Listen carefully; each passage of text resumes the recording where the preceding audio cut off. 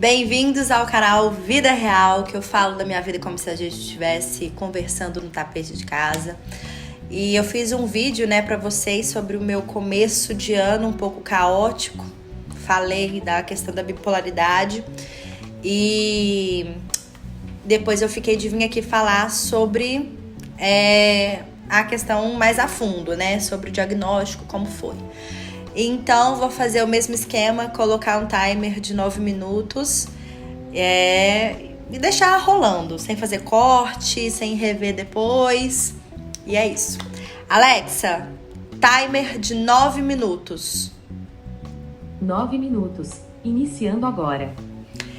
Então, começou porque eu tava passando por um processo muito conturbado, assim. Tudo que você me falava, por exemplo, alguém tá fazendo programação, certo? Aí, nossa, programação tá dando muito dinheiro, tá dando muito certo, a pessoa pode viajar, não sei o quê. Eu falava, nossa, será que isso não é pra mim?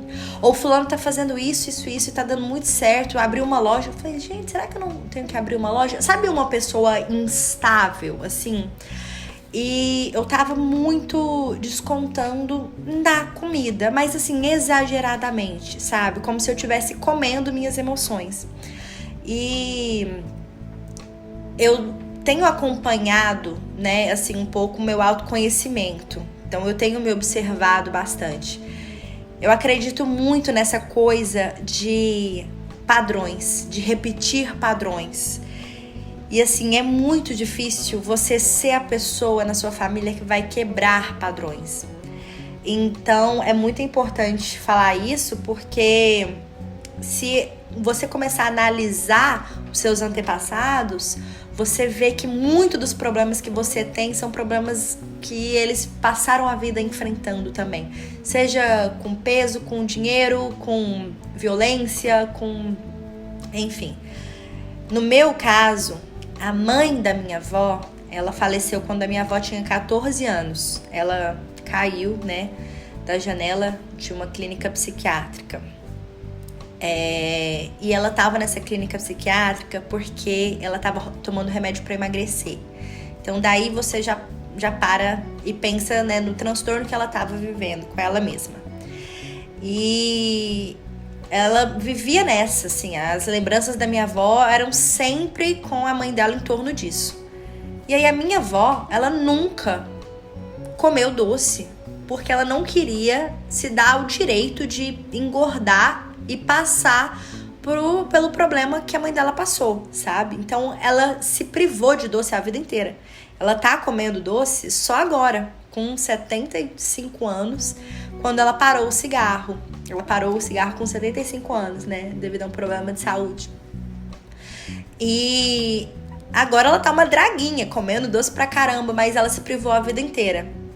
Vem minha mãe, que também tem uma compulsão, ela não deixa comida no prato, ela come mesmo quando ela não tá com fome. Ela tem uma disfunção com a comida já ancestral da minha mãe. E vem eu também,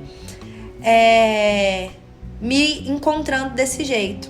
Então, nos meus bipolaridades são períodos de alta e baixa. Na minha baixa, eu comia muito, exageradamente. E na minha alta, eu tinha picos, assim, que eu queria mover o mundo 3 horas da manhã. Eu sei que todo mundo tem um pouco disso, Mas, assim, chegou numa vez que eu saí de casa 1h30 da manhã, pra ir, sei lá, em alguma distribuidora, algo que tivesse aberto, pra eu comprar um caderno, porque esse caderno aí sim seria o meu bullet journal, que eu, tipo assim, faria os meus planos e tinha que ser um caderno novo. E aí esse caderno que ia ser o caderno da minha vida. E aí, quando eu me vi, assim, saindo, depois eu falei, cara, não tá certo isso, sabe? Eu fazia projetos, planos, e aí eu movimentava todo mundo 5 horas da manhã, chamava a equipe, chamava fulano, chamava ciclano, fazia, e 2 dias depois eu já tava, não, é totalmente outra coisa que eu quero. Então eu tava muito instável. E aí, eu fui no psiquiatra. Primeira vez que eu fui foi em 2020. E aí ele me passou uns remédios. E aí eu tinha muito preconceito com isso. Eu falei, não vou tomar. Eu vou me tirar dessa sozinha. Foi quando eu criei o curso, né? Sou Mais Eu. Que 21 dias eu vivi a vida forçadamente. Mesmo sem ter, né, muita força de vontade. Vivi a vida que eu gostaria de viver. E consegui me tirar da fossa. E achei isso genial. Os remédios que a gente precisa estão no nosso corpo mesmo.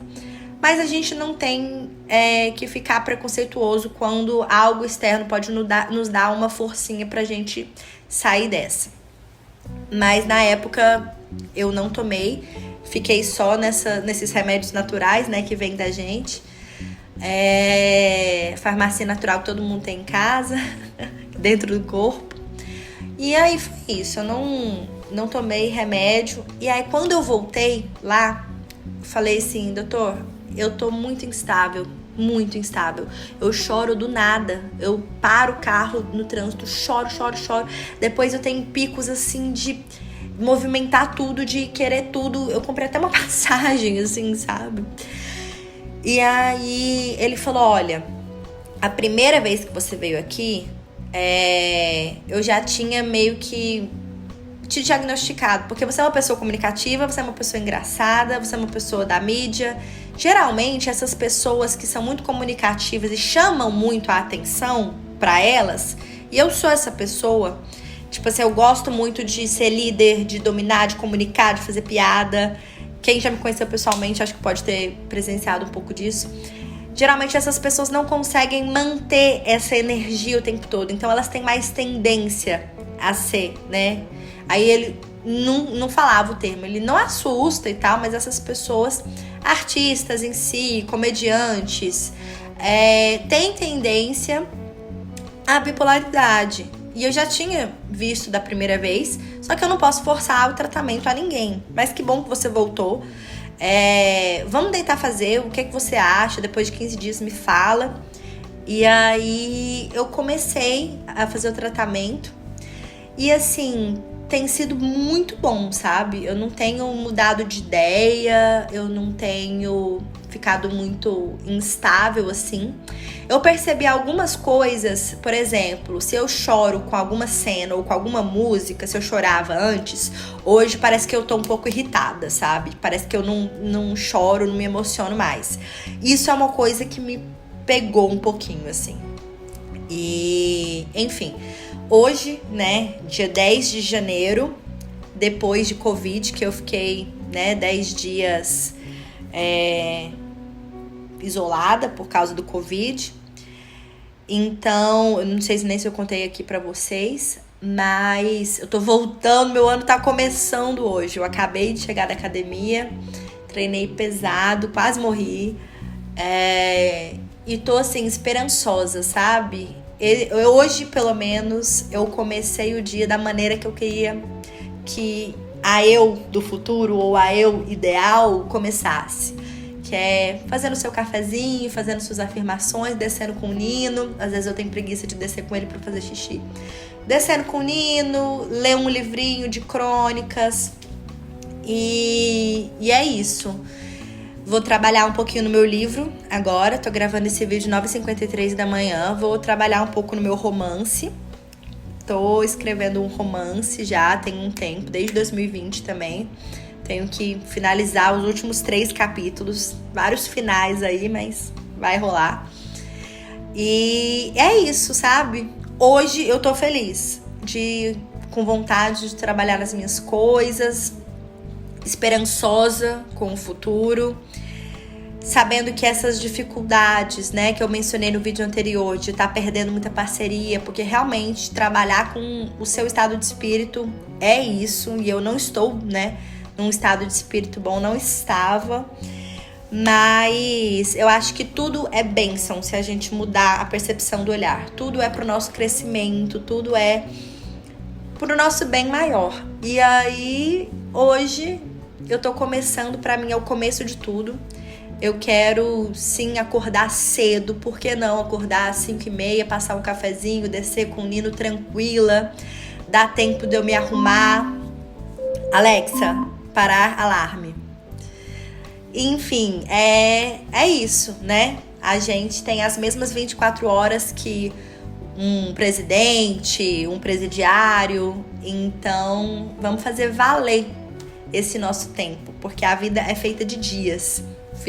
Eu tenho muitas ferramentas para me ajudar, e essas afirmações que vocês estão vendo aqui do lado é um exemplo disso. O meu mood board também, que eu coloco, um quadro de cortiça que eu coloco assim, ambientes em que eu gostaria de estar, tipo Netflix, gravando, falando, assinando muitos livros. Então vamos comigo, gente. Vamos juntos, espero que vocês estejam bem, cuidem da saúde mental de vocês. E é isso. Eu falei que com 9 minutos eu ia parar de falar, mas agora eu vou parar. E tô pensando em manter uma constância aqui no YouTube. O que vocês acham disso? Vocês acham bacana? Assim, quando eu sempre tenho algo pra falar, isso daí é fato. Às vezes eu tenho preguiça de vir aqui montar essa estrutura e tal. Mas eu tô pensando, me deem dicas aí no comentário sobre frequência, que eu não entendo muito disso. Se você for consumidor de conteúdo do YouTube, me dá uma dica aí sobre a frequência, sem ser todo dia, né? Mas eu acho que umas 2 vezes na semana, não sei. Deem sugestões aí, mas vai ser bem essa pegada, assim, trocando ideia mesmo e sem editar, porque se parar pra editar aí, fudeu. Um beijão, gente, fica com Deus e boa semana pra vocês.